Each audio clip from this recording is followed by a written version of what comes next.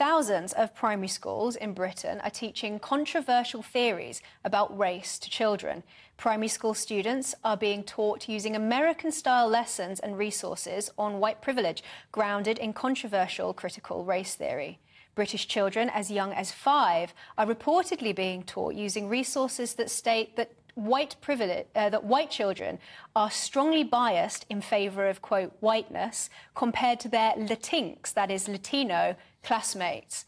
Alongside advice to decolonise their schools, teachers are also being warned that pupils might get defensive if they are poor, gay or female, this doesn't erase, this is a quote, that this doesn't erase their white identity. Meanwhile, this week, the government refused to say whether teachers can refer to pupils by their legal and biological gender. Baroness Barron, Parliamentary Under-Secretary of State for Education, said gender was a complex issue and that the department would issue guidance at some point. She was responding to a written question by Lord Pearson following the decision earlier this year by the Teaching Regulation Authority, who banned a teacher for misgendering a pupil. To discuss this further, I am joined and delighted to welcome Paul Huxley, the Communications Manager at Christian Concern. Thank you so much for joining me. So firstly, is it appropriate to import and impose American-oriented resources here in the UK in our classrooms? Well, I'd say no, for sure. One of the things about critical race theory, along with lots of other ideologies, is that they're better at explaining a problem, a real problem that may exist, than they are with coming up with answers. So there has been, obviously, the very poor treatment of some people because of their skin colour over history.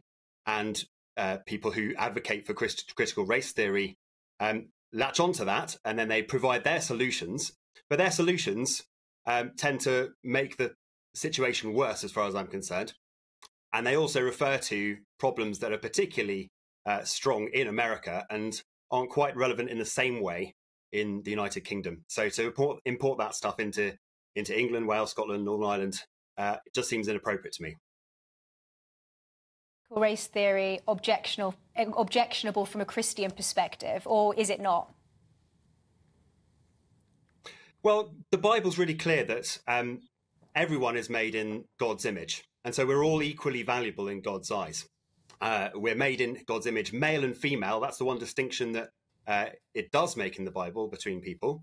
But that everyone of any skin colour, any ethnicity is equally valuable. So we do have to, first of all, recognise that. And so Christianity has historically been one of the strongest forces in eliminating racism, as those who ended the slave trade in particular were Christians and motivated by that belief.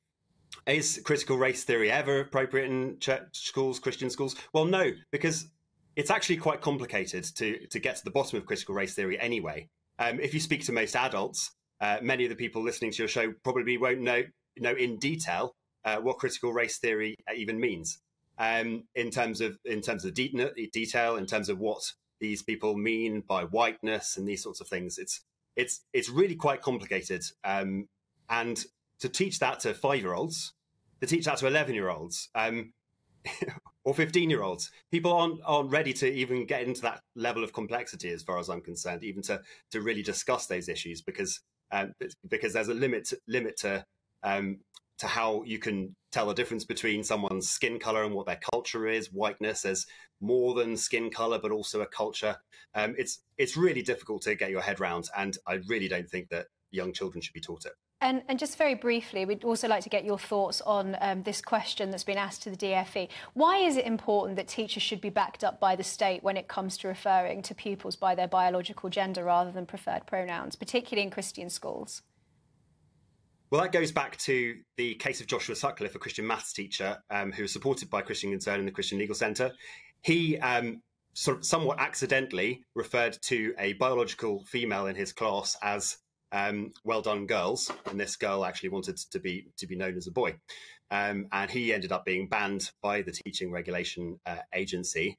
And And it was one of the first cases where you really saw Christians at loggerheads with the trans issue. It was back in 2017, and you first really saw Christians coming under pressure because of these things.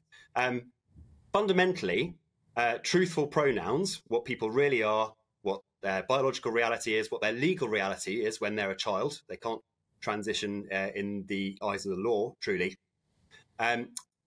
These things are reality, and for teachers to talk truthfully to these students and about these students requires them to use accurate pronouns. So why should the government back that up? Well, because it's truth. That's what reality is, and that's what young people really need to hear. They need to hear that their bodies aren't the problem. If they're really struggling with their gender identity, they need to hear that their body isn't a problem. It's what God's given them, and to reconcile with that rather than to try and reshape it, rechange it, and forge a new identity.